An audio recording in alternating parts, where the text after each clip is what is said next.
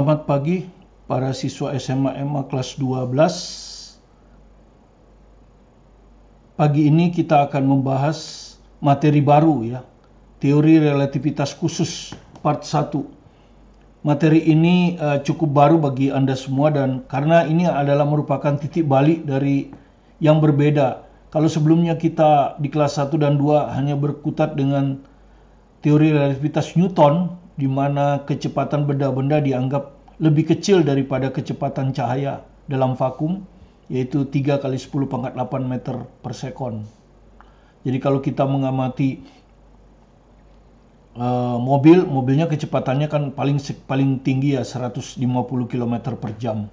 Jauh lebih kecil daripada 3 kali 10 pangkat 8 meter per sekon. Jadi terjadi revolusi di teori, di mana pada teori relativitas khusus, teori relativitas Newton harus dikembangkan supaya bisa mencakup teori relativitas khusus, di mana kelajuan daripada benda biasanya bendanya berbentuk partikel, entah elektron, entah proton, entah neutron ya, dengan kecepatan yang mendekati kecepatan cahaya.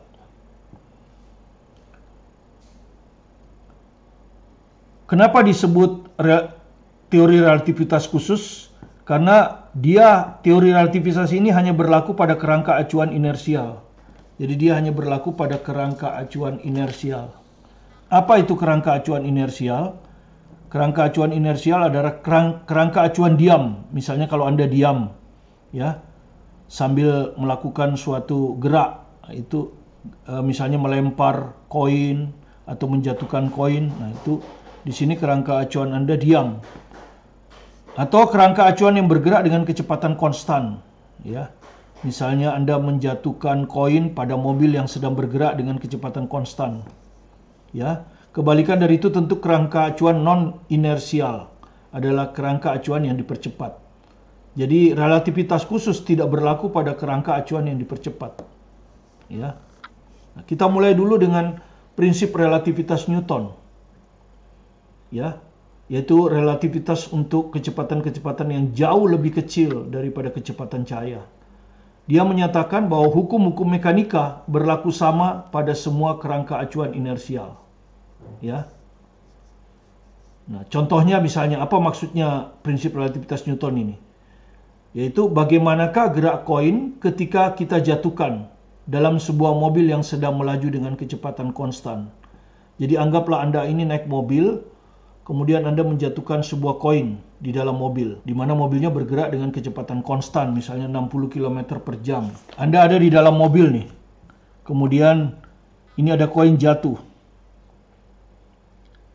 Anda ini diam di dalam mobil, terhadap mobil Anda diam, dan Anda mengamati koin itu jatuh persis tegak lurus pada lantai karpet mobil. Ya, jadi koin menempuh gerak jatuh bebas. Tapi orang yang diam di tepi jalan mengamati bahwa koin ini bergerak dengan gerak parabola. Tentu Anda bertanya, mana yang benar? Apakah pengamat yang ada di dalam mobil yang mengamati koin jatuh bebas, ataukah pengamat yang diam di tepi jalan yang mengamati koin bergerak parabola? Maka menurut prinsip relativitas Newton, keduanya benar. Karena hukum-hukum mekanika berlaku sama pada semua kerangka acuan inersia. Kerangka acuan inersia yang pertama itu diam terhadap koin. Maka dia akan berlaku sama seperti kalau Anda menjatuhkan koin. Ya, ketika Anda berdiri menjatuhkan koin, koin akan jatuh tegak lurus di lantai, jatuh bebas. Hal yang sama diamati oleh pengamat yang dalam mobil, yang diam terhadap koin. Maka koin diamati jatuh bebas. Sementara untuk pengamat yang diam di tepi jalan, koin ini memiliki kecepatan awal yang horizontal, sehingga dia menempuh gerak parabola. Sama dengan ketika Anda melemparkan koin horizontal. Ya, Anda diam kemudian melemparkan koin horizontal, maka koin akan menempuh gerak parabola. Ya. Jadi itu maksudnya. Prinsip relativitas Newton menyatakan bahwa hukum mekanika berlaku sama pada semua kerangka acuan inersia. Ya. Nah, kemudian dengan berlakunya kecepatan mendekati kecepatan cahaya, maka berlakulah prinsip teori relativitas khusus. Einstein mengeluarkan dua postulatnya. Postulat ke-1, dia merupakan perluasan dari prinsip relativitas Newton. Kalau relativitas Newton itu hanya menyebut hukum mekanika, maka dia menyebut hukum-hukum fisika. Jadi semua hukum fisika, baik listrik, magnet, bunyi, dan semuanya ya. Jadi hukum-hukum fisika memiliki bentuk yang sama pada semua kerangka acuan inersial. Jadi kerangka acuan inersial. Contohnya, Anda sudah belajar bahwa gegel induksi bisa timbul ketika ada gerak relatif antara magnet batang dan kumparan. Ya, jadi kalau ini ada kumparan, ya, kemudian di sini ada magnet batang, maka kalau magnet batang diam, kumparan diam, tidak timbul gegel induksi di ujung-ujung kumparan. Tapi kalau magnet batang kita gerakkan, mendekati atau menjauhi, pokoknya digerakkan, maka di kumparan ini akan timbul gegel induksi.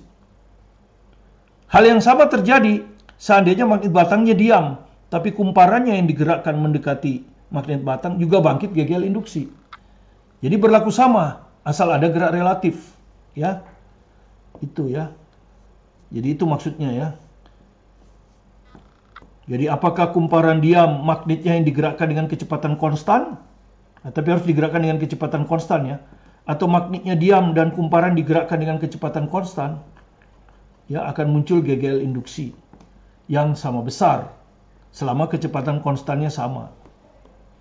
Ya. Gitu. Nah, kemudian yang kedua adalah postulat kedua.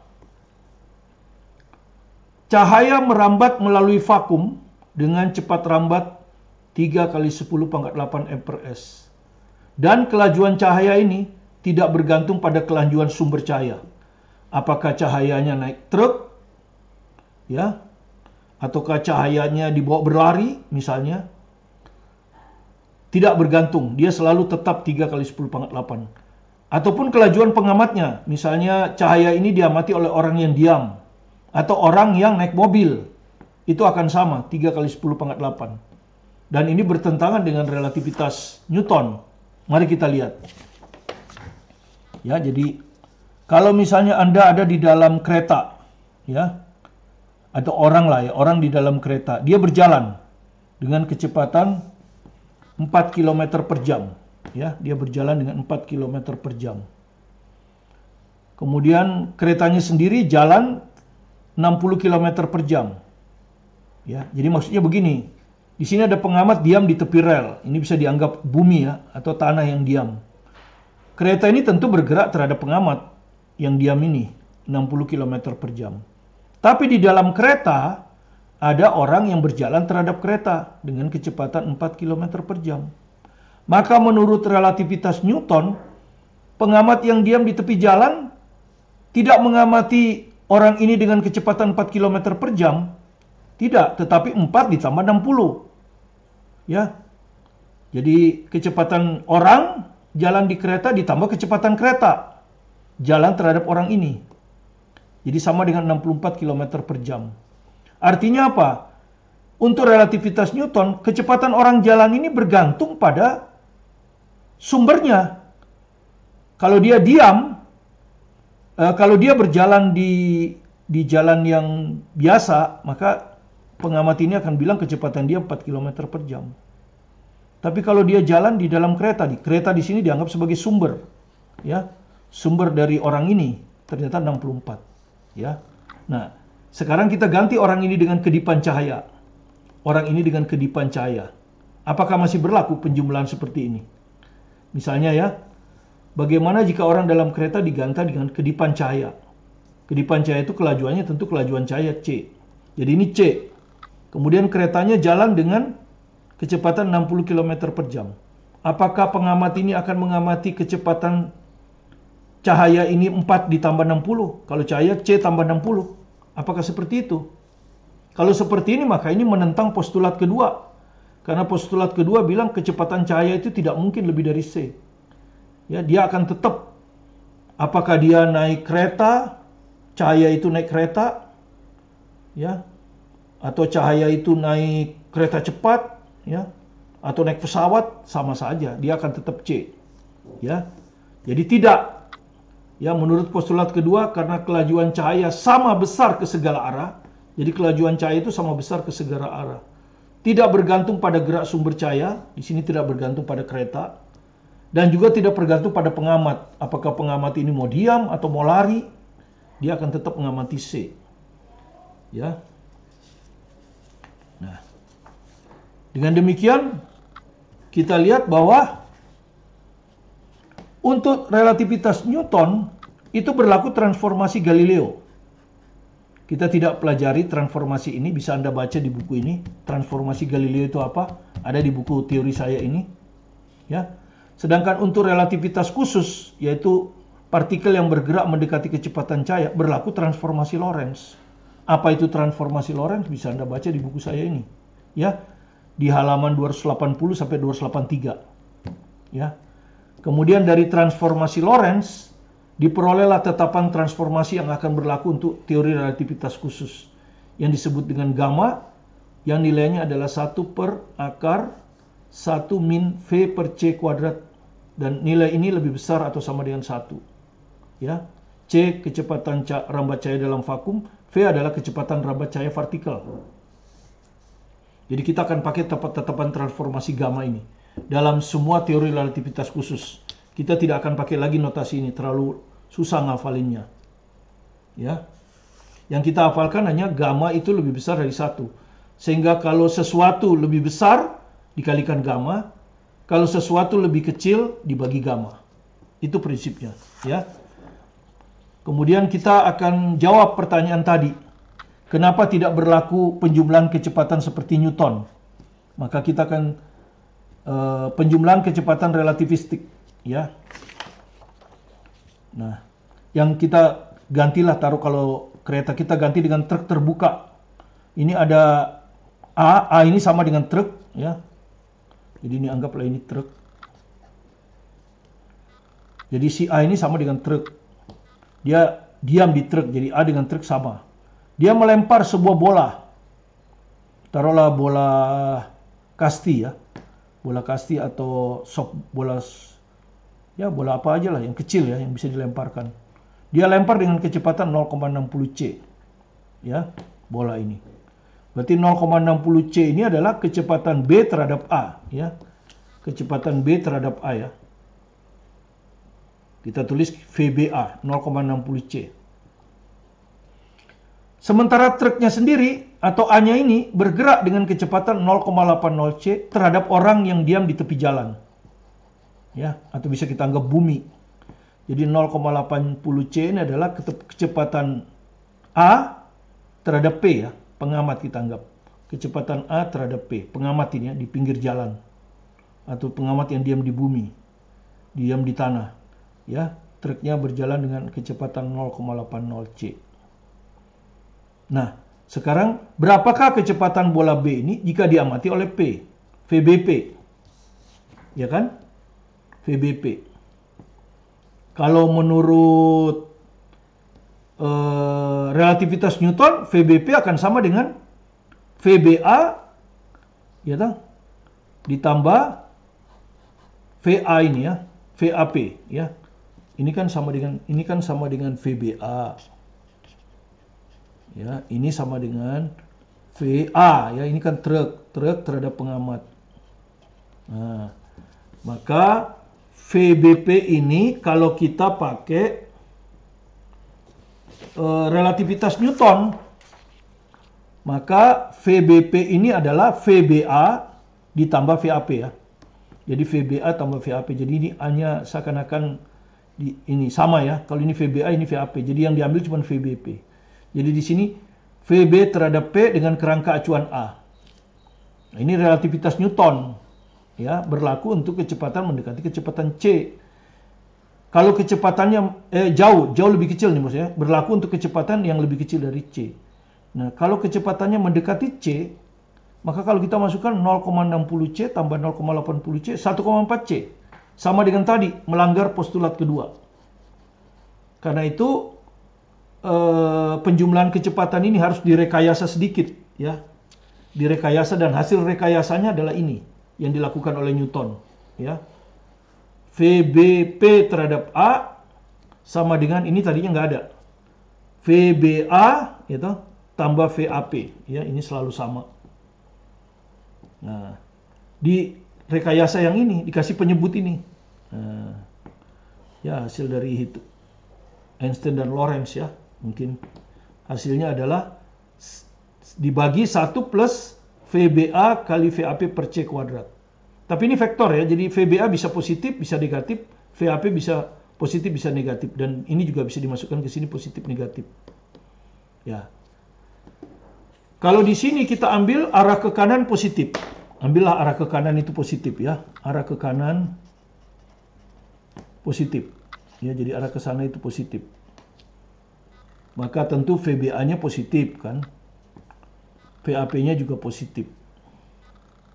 Ya kebetulan positif dua-duanya. Jadi kalau kita masukkan ke sini, hasilnya adalah VBA-nya 0,60 C, VAP-nya 0,80 C per 1 plus 0,60 C kali 0,80 C per C kuadrat. Ini kalau kita hitung 1,40 C, ini kalau kita hitung 1,48. Dan kalau kita bagi hasilnya 0,95 C. Nah, ini memenuhi postulat kedua. Hasilnya lebih kecil dari C.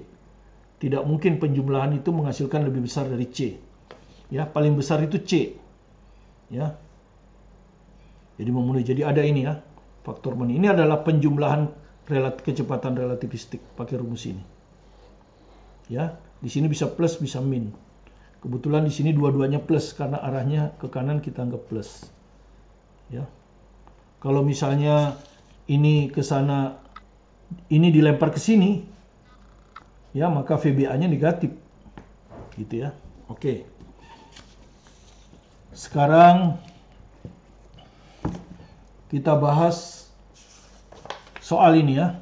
Ini diambil dari Penuntut Belajar Fisika, ya buku saya yang akan terbit baru bulan Desember, tapi ini adalah naskahnya ya. Anda sudah lihat naskahnya ada. Jadi halaman 285 nomor 3. Kalau kita buka halaman 285, nah di sini ada nomor 3 ya. Ini ada nomor 3. Ya. Soal SBMPTN 2017. Jadi soal SBMPTN nomor 2017 ya. Oke, kita bahas soal berikutnya ya. Diambil dari Penuntut Belajar Fisika Martin. Ya. Yang kelas 12 terbitnya Desember. Halaman 285 nomor 3. Ini adalah soal SBMPTN 2017 ya. Jadi 3 tahun yang lalu. Jadi dua pesawat terbang yang cukup canggih menempuh jalur terbang yang sama berupa garis lurus. Ya, jadi ini ada dua pesawat menempuh jalur lurus. Pesawat pertama bergerak di depan pesawat kedua. Jadi pesawat kedua ada di belakang ya. Yang bergerak dengan kecepatan 0,2 C terhadap bumi. Jadi V2 terhadap bumi ini 0,2 C. Yang V2 terhadap bumi ini. Jika sebuah benda, di sini ada benda lagi, ya, bergerak lurus sejajar dengan kedua pesawat. Jadi bergerak lurus ya, sejajar dengan kedua pesawat. Dengan kecepatan 0,5 C terhadap pesawat pertama. Jadi V benda ini terhadap pesawat pertama 0,5 C. Dan 0,89 C terhadap pesawat yang kedua. Ya, jadi V benda terhadap pesawat pertama. Jadi maksudnya kecepatan benda kalau diukur oleh pengamat yang ada dalam pesawat 1 itu 0,5 C. Sementara kecepatan benda kalau diukur oleh alat ukur yang ada di pesawat 2 itu 0,89 C. Ditanya kecepatan pesawat pertama terhadap bumi, ya. Gitu. Nah, tentu di sini kita akan mengolah kecepatan benda satu dulu ya, karena ada dua ya. Kecepatan benda satu dulu. Ya karena di sini V benda terhadap satu kan. Kecepatan benda terhadap satu ya. Dengan acuan bumi. Ya di sini ada acuan bumi. Ya.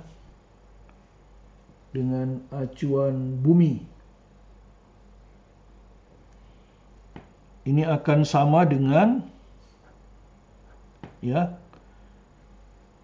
kalau kita pakai relativitas Newton, kecepatan benda terhadap bumi,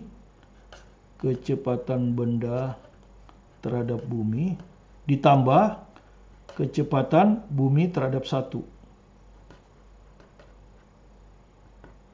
Ya. Jadi ini buminya sama.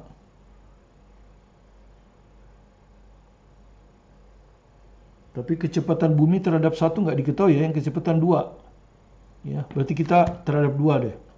Kalau terhadap 1 karena satunya nggak tahu nanti. Jadi kecepatan benda terhadap 2 berarti benda terhadap bumi, bumi terhadap 2 ya. Kenapa terhadap 2? Karena diketahuinya ini. Ya, V2 terhadap bumi. Jadi kalau V bumi terhadap 2 tinggal dibalik ya. V bumi terhadap 2, gini kalau kecepatan relatif. Kalau 2 terhadap bumi 0,2, kalau bumi terhadap 2 dibalik, min 0,2 C. Ya, begitu. Tinggal dibalik ya. Oke, per 1 plus, ini disalin lagi ya, dikali kecepatan benda terhadap bumi, dikali kecepatan bumi terhadap 2 dibagi C kuadrat. Oke, kita masukkan. Ya, V benda terhadap 2 diketahui nih. Nih, 0,89 C. Jadi di sini 0,89 C sama dengan V benda terhadap bumi. V benda terhadap bumi nggak tahu. Ya itu yang akan kita hitung dulu kan. V benda terhadap bumi. Ditambah V bumi terhadap 2. V bumi terhadap 2 dalam min 0,2 C. Per 1 plus V benda terhadap bumi. Tidak diketahui. Ya udah kalau nggak diketahui tulis saja. V benda terhadap bumi. Dikali V bumi terhadap 2. Min 0,2 C. Dibagi C kuadrat. Nah, seperti ini. Oke, jadi dari sini ini kita coret 1. Nah, kemudian kita kalikan silang ya. Jadi ini dikalikan dengan ini. Jadi 0,89 C dikalikan 1 tambah ini min 0,2 ya. Jadi min 0,2 V benda terhadap bumi dibagi C. Kan begini ya. Ini akan sama dengan ini yang atas. V benda terhadap bumi dikurang 0,2 C. Nah, begini. Ya.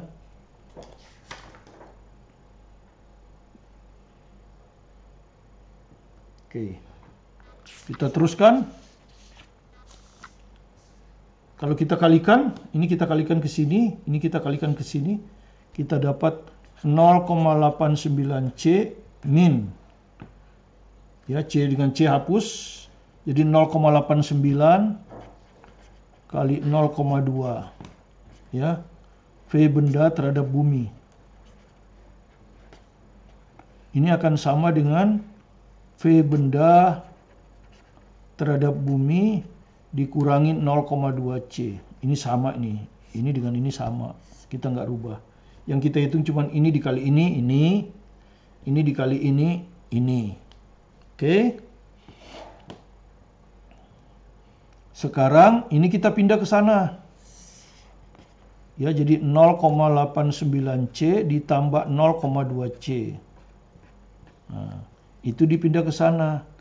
Jadi V benda terhadap bumi 1 plus 0,89 kali 2 ya.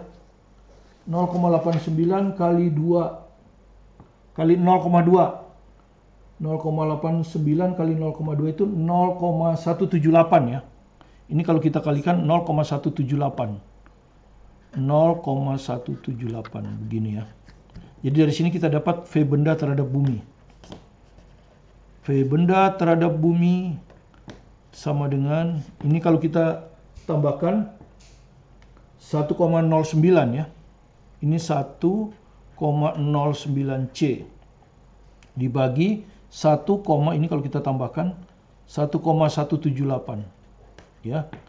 Maka didapatlah V benda terhadap bumi itu sekitar 0,93C ya. Kalau Anda hitung ya, ini 0,93C. Itulah V benda terhadap bumi. Nah, selesai ya. V benda terhadap bumi udah kita dapat. Sekarang yang ditanya adalah V1 terhadap bumi ya. Yang ditanya adalah V1 terhadap bumi. Oke, jadi kita hitung sekarang V1 terhadap bumi. Di sini ada benda ya. Ya, ada benda. Maka ini akan sama dengan V1 terhadap benda, V1 terhadap benda, ditambah V benda terhadap bumi. Ya, ini kalau relativitas Newton. Tapi kalau relativitas Einstein atau relativitas khusus ini harus ditambah lagi di penyebut ini. 1 plus V1 terhadap benda dikalikan ya. Ini dikalikan. V benda terhadap bumi dibagi C kuadrat. Nah, begini. Kita dapat V1 terhadap benda. Nah, ini perhatikan. Yang diketahui V benda terhadap 1. Yang kita perlukan V1 terhadap benda. Jadi dibalik kan? Ya, jadi ini dibalik. Kalau Anda ingin V1 terhadap benda tinggal dibalik ya. Jadi V1 terhadap benda sama dengan min 0,5C. Ini yang kita pakai ya, min 0,5C. Jadi V1 terhadap benda ini adalah min 0,5C. Ditambah V benda terhadap bumi. Nah, ini barusan kita hitung nih. 0,93C. Dibagi 1 plus V1 terhadap benda ini. Tinggal dikalikan yang pembilang itu. Ya, dikalikan aja. Ya. Dibagi C kuadrat. Nah, dapat kita. Ini kalau kita hitung adalah 0,43C. Ini kalau kita hitung kan C kuadratnya bisa hilang. Ini kalau kita hitung semua ini hasilnya adalah 0,54. Karena ini kan 0,46. 1 kurang 0,46 ya sekitar 0,54. Dan kalau ini kita bagi kira-kira mendekati 0,8C. Ya, jadi V1, waduh, kurang ke atas ya, oke. Kurang ke atas, kita ulang lagi ya. V1 terhadap bumi, itu adalah V1 terhadap benda, ya, ditambah V benda terhadap bumi. Dibagi 1 plus, tinggal dikalikan, dibagi C kuadrat. V1 terhadap benda, ya tadi udah kita cari. Kalau V benda terhadap 1 0,5C, maka V1 terhadap benda min 0,5C. Jadi ini min 0,5C. V benda terhadap bumi udah kita hitung di atas tuh, 0,93C. Per, dikalikan kan, per C kuadrat. Nah ini kalau kita hitung 0,43C, yang bawah kalau kita hitung 0,54. Kalau kita bagi mendekati 0,8C. Jadi jawaban E ya. Seperti itu ya. Oke, dengan demikian penjumlahan relatif sudah selesai ya. Oke, kita lanjut dengan, kalau tadi penjumlahan kecepatan relativistik ya. Sekarang kita lanjutkan dengan pemekaran waktu. Jadi waktu itu ternyata bisa mulur. Jadi pada relativitas Newton, waktu adalah mutlak. Sedangkan jarak relatif, kecepatan pun relatif ya. Itu di relativitas Newton. Jadi kecepatan suatu benda itu relatif terhadap siapa. Jarak pun relatif ya terhadap siapa yang mengukur. Tapi di postulat kedua justru kecepatan adalah mutlak. Karena tidak mungkin lagi berubah. Kecepatan rambat cahaya C ya tetap C. Jadi yang relatif adalah jarak maupun waktu ya. Jarak maupun waktu adalah relatif.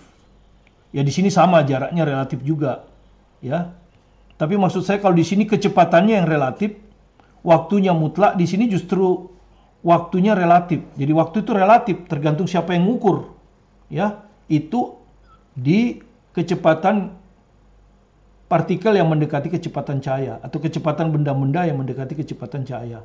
Tapi kalau kecepatan di bumi seperti kecepatan mobil, kecepatan kereta, atau kecepatan pesawat terbang sekalipun, itu adalah kecepatan yang jauh lebih kecil daripada kecepatan cahaya.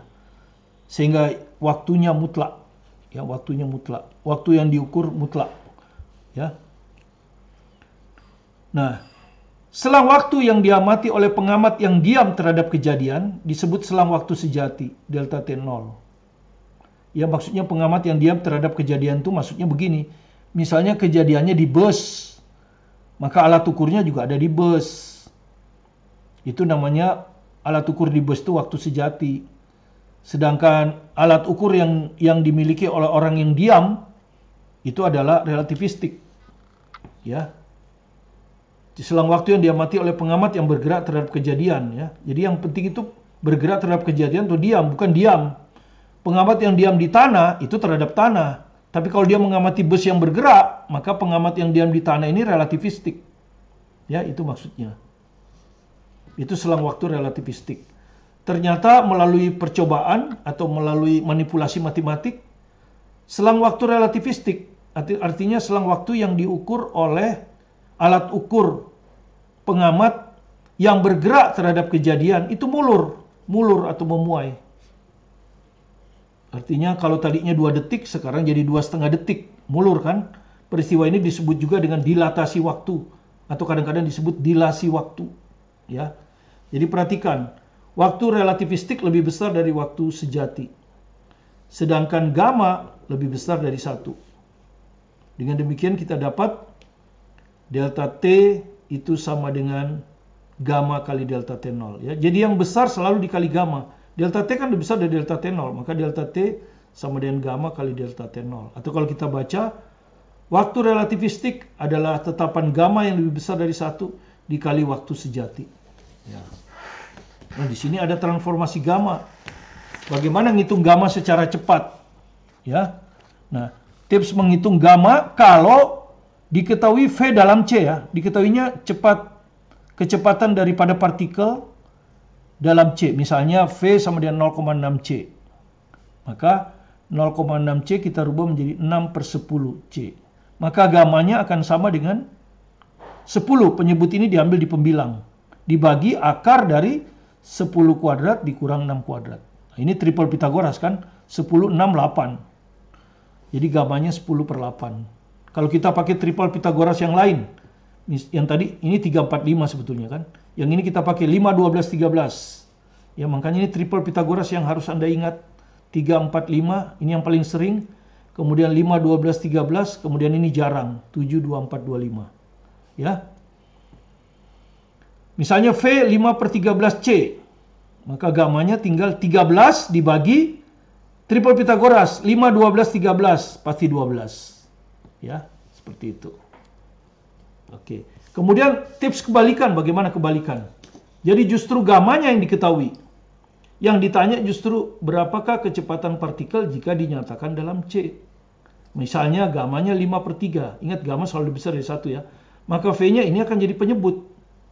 Ya toh? Pembilangnya triple Pythagoras 5, 3, 4. Dari mana? Akar 5 kuadrat kurang 3 kuadrat.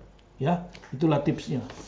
Oke, sekarang kita buat soal untuk waktu relativistik ya. Kita ambil dari soal SBMPTN 2012. Ya.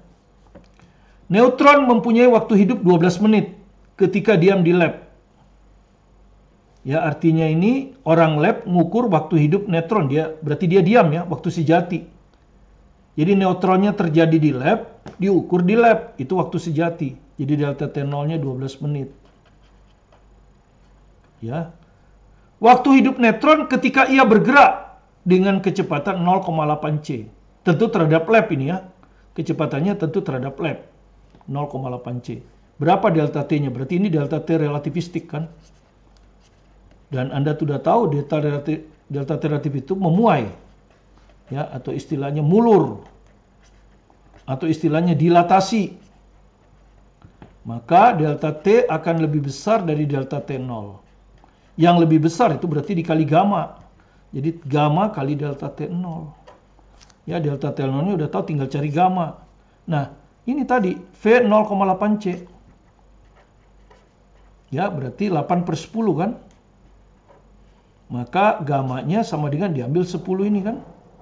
Terus triple Pitagoras, 6, 8, 10. Jadi ini pasti 10/6. Ya, 6 itu asalnya dari akar 10 kuadrat dikurang 8 kuadrat. Tinggal masukkan ke sini. Jadi sama dengan 10/6 kali 12 menit. Maka hasilnya adalah 20 menit. Nah ini. Ya. Ini SBMPTN 2012. 20 menit. Ya, jadi mudah dengan pakai gamma itu mudah, ya. Satu soal lagi sebelum mengakhiri pertemuan kita ini karena waktu. Oke. Masih waktu relativistik.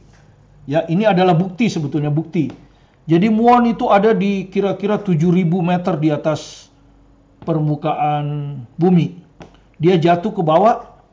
Kalau ngikutin pengukuran dari muon itu sendiri, kalau muon itu mengukur dirinya sendiri, maka sampai di bumi mungkin muon itu hanya sisa 10% yang hidup.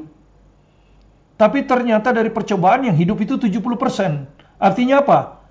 Karena kita amati dari lab, maka waktunya akan molor. Sehingga dia bisa sampai ke bumi 70%.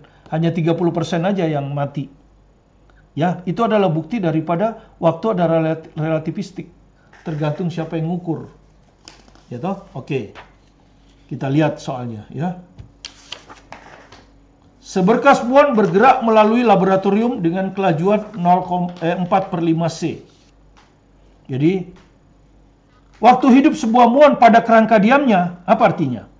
Waktu hidup muon diukur oleh muon sendiri. Diukur oleh muon sendiri. Jadi, waktu hidup muon pada kerangka diamnya, yaitu waktu sejati, adalah 2,2 kali 10⁻⁶. Ya.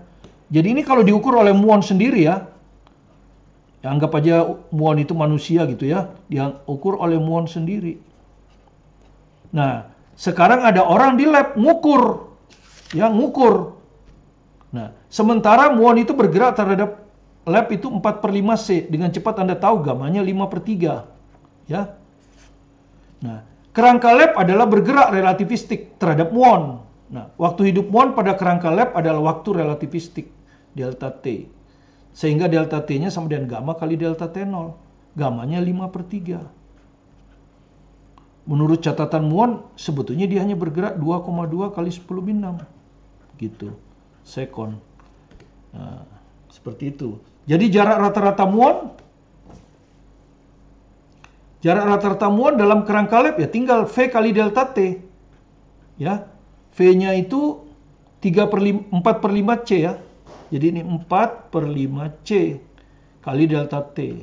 Ya, jadi kalau kita masukkan angkanya 4/5 kali 3 kali 10⁸ kali 2,2 kali 10⁻⁶ sekon. Ya. Ini kalau kita hitung delta T-nya bukan ini. Ini delta T-nya. Ya. 5/3 kali 2,2 kali 10⁻⁶. Ya. Jadi delta T-nya bukan yang 2,2 ini semuanya, ya. Nah, kalau Anda hitung ini, nanti Anda bisa hitung ya. 5-nya bisa dicoret. 3-nya bisa dicoret. Maka Anda dapat 4 kali 2,2 ini 8,8 ya. 4 kali 2,2 8,8. 10⁻8 dikali 10⁻⁶, 10⁻²2 meter. Ya. Jadi dia 880 meter. Nah, ya. Jadi jaraknya 880 meter. Jadi Anda kalau hitung ini jaraknya 880 meter. Jadi jawaban C. Ini adalah soal Gray Physics Test. Jadi kalau diukur dari lab, waktunya itu lebih lama. Ya, sehingga jarak yang ditempuhnya lebih jauh. Dengan menempuh jarak yang lebih jauh, maka muon yang sampai ke bumi bisa lebih banyak. Ya, jadi 70%. Sementara kalau dia ngikutin waktunya saja, dia mungkin hanya sampai 10%. Ya, sisanya mati di atmosfer. Kira-kira begitu, ya. Jadi beginilah cara menghitung waktu relativistik, ya, waktu yang diukur oleh pengamat yang bergerak terhadap kejadian. Dia molor, ya. Kita akan masih meneruskan nanti tentang panjang relativistik, kemudian masa relativistik, momentum relativistik, dan energi relativistik. Pada part 2 mungkin sampai part 2 mudah-mudahan sudah selesai. Tapi yang jelas kita tidak bisa menyelesaikan semuanya dalam satu pertemuan ini. Terima kasih atas perhatian Anda. Jika Anda merasa video ini ada manfaatnya, silakan di subscribe bagi yang belum subscribe. Yang sudah subscribe cukup di like. Saya Martin Kanginan. Tetap semangat belajar di rumah secara mandiri.